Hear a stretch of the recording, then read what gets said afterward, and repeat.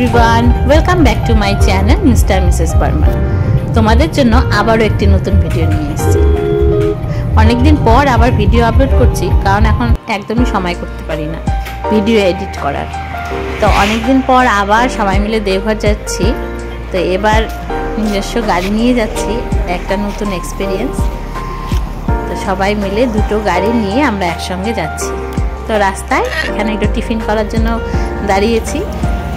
এই জায়গাটা ইসলামপুরের পরেই, তো খুব সুন্দর লাগছে রাস্তাটা। এখানে কিছু টিফিন করে আবার আমাদের যাত্রা শুরু। এখন সন্ধ্যা 8টা বাজে, আমরা হোটেলে পৌঁছে গেছি। ঠাকুরবাড়ির থেকে আমাদের এই হোটেলটাই দিয়েছে। সারাদিনের ক্লান্তিতে সবার মুখ কেমন হয়ে গেছে। তো আমরা ব্যাগ ঘরে রেখে সবার প্রথমে আনন্দবাজার বিল্ডিংয়ে চলে আসলাম। এখানে রাতের আনন্দবাজারটা করে তারপর আবার হোটেলে ফিরবো। আর আজকে রাত হয়ে গেছে জন্য ঠাকুর প্রণাম হলো না।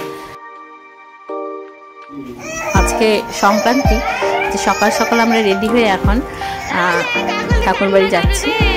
তো আমার মেয়ে প্রথম লিফটে উঠলো, তো খুব ভয় পাচ্ছে।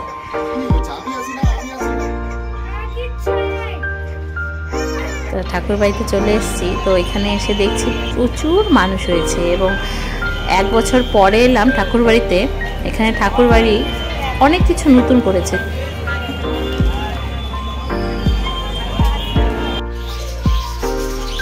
এবার যাচ্ছি বর্দাবাড়ির দিকে। তো তার আগে আমার মেয়েকে এখানে প্রচুর পাখি রেখেছে, ওই পাখিগুলো দেখাচ্ছি।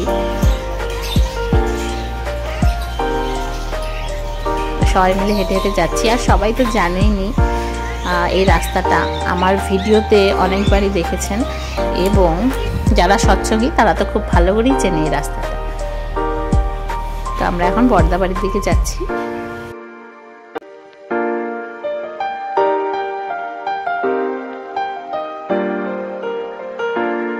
আর আজকেই এত লোকজন, জানি না কালকে নববর্ষের দিন কত ভিড় হবে, কত লোক আসবে।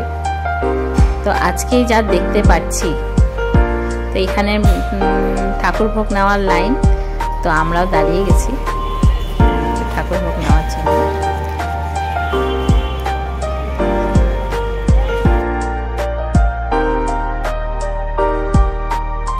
আমরা সব প্রণাম সেরে এখানে একটু বসে রেস্ট নিচ্ছি, কারণ ঠাকুর বাড়ি থেকে বর্দাবাড়ি অনেকটা হাঁটতে হয়। তাই এখানে বসে একটু রেস্ট নিচ্ছি। আর তারপর আমরা চলে আসলাম আনন্দবাজারে। আর এদিকে আমার মেয়ে ঘুমিয়ে পড়েছে, আর গরমও ছিল, গরমে টায়ার্ড হয়ে ঘুমিয়ে পড়েছে। তো আমরা আনন্দবাজার করতে বসে গেছি।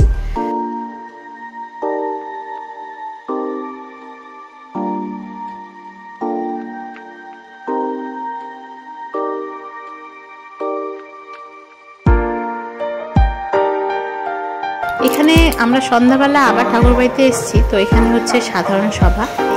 এখানে সাধারণ সভায় বক্তৃতা দিচ্ছে বিধানচন্দ্র মণ্ডল, তিনি একজন ডাক্তার। তো এত সুন্দর তিনি বক্তব্য রাখলেন আমাদের পারিবারিক জীবন কীরকম হতে হবে, এবং ঠাকুর কী বলেছেন সেটা সম্পর্কেই তিনি বক্তব্য রেখেছেন। খুব সুন্দর লাগে।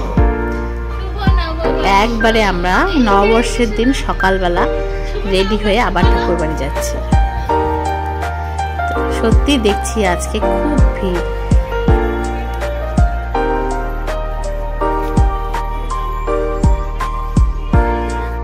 তো আমি আর মেয়ে এখানে বসে আছি ওর বাবার অপেক্ষায়। তোর বাবা এলেই আমরা প্রণাম করতে যাব। তা আমরা দুজনেই আজকে ম্যাচিং ড্রেস পরেছি, হলুদ। তো ঠাকুরবাড়ির প্রণাম সেরে আবার আমরা যাচ্ছি বর্দাবাড়ির দিকে।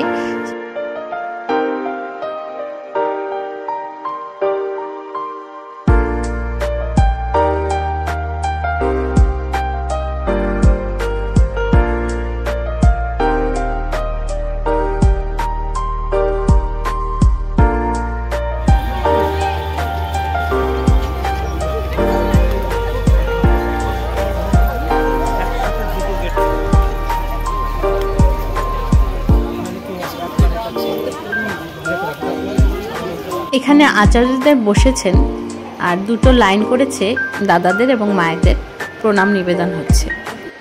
আর এখানে খুব সুন্দর সঙ্গীতাঞ্জলি চলছে, খুব সুন্দর সুন্দর গান হচ্ছে, সবাই উপভোগ করছে।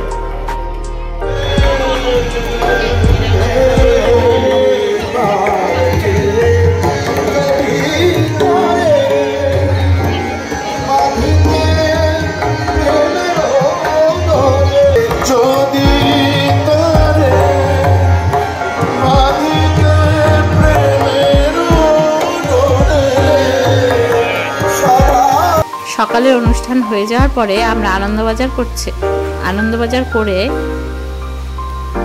আমরা চলে যাচ্ছি এখন হোটেলের দিকে। তো আমরা এখানে প্রসাদ নিতে বসে গেছি, আর আমার মেয়েও বসে সমানে বলছে ভাত দাও ভাত দাও। এরপরে আবার সন্ধ্যেবেলা আসবো। তো সন্ধ্যেবেলা আবার মন্দিরে ঢুকছি।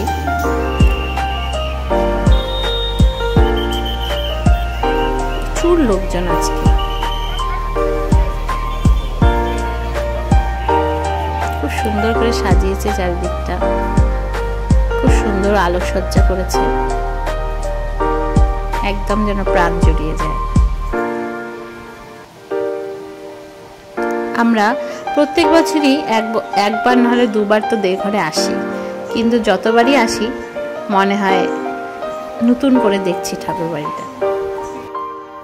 এখানে এলে যে শান্তিটা পাই আমরা কোথাও গেলেও পাই না। তো সবসময় বাড়িতে যাওয়ার পরে কিছুদিন সময় কাটানোর পরেই মনে হয় কবে যাব আবার ঠাকুর বাড়িতে, এই অপেক্ষাতেই বসে থাকি। তো এখানে বসে গেছেন অবিন দাদা। তো অবিন দাদার দর্শন করে প্রণাম করে আমরা আবার আনন্দবাজার করে আবার হোটেলে ফিরবো। কাল সকালেই আমরা আবার বাড়ির দিকে রওনা হব। তো দেওঘরে একটি নতুন রেস্টুরেন্ট করেছে সমাহার। তো এখানে আমরা একটু টেস্ট করছি কেমন খাওয়া দাওয়া।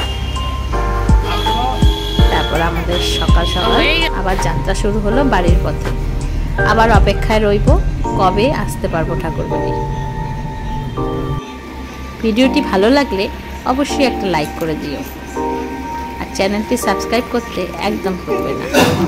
তোমাদের সাথে আবার দেখা হবে একটি নতুন ভিডিও নিয়ে। ততক্ষণের জন্য tata, bye bye, take care.